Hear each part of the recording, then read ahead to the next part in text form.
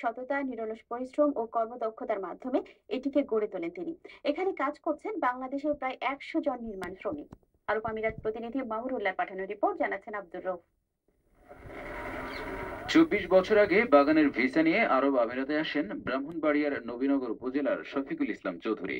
বাগানের কাজ শেষ করে পাকিস্তান ও ভারতীয়দের সাথে যোগ দেন নির্মাণ শ্রমিকের কাজে। পরে মাত্র 4 জন লোক নিয়ে নিজেই চালু করেন একটি ফার্ম। এই ফার্মটিকেই পরবর্তীতে Al Sahab building and painting contracting company নামে গড়ে তোলেন তিনি, যা আমিরাতের ফুজাইরা প্রদেশের দিব্যার সবচেয়ে বড় কন্ট্রাক্টিং কোম্পানি। আমরা যারা ওই বাংলাদেশের লোক ছিলাম, পাকিস্তানি অথবা ইন্ডিয়ান অথবা মিশরের, কারোর পিছনে কাজ করতে হয়েছে। এদের সাথে কাজ করি। ওই সময় থেকে একটা প্রোগ্রাম ছিল যে আমরা আসলে কাজ করি, কন্ট্রাক্টর হয়েছে অন্য দেশের লোকেরা।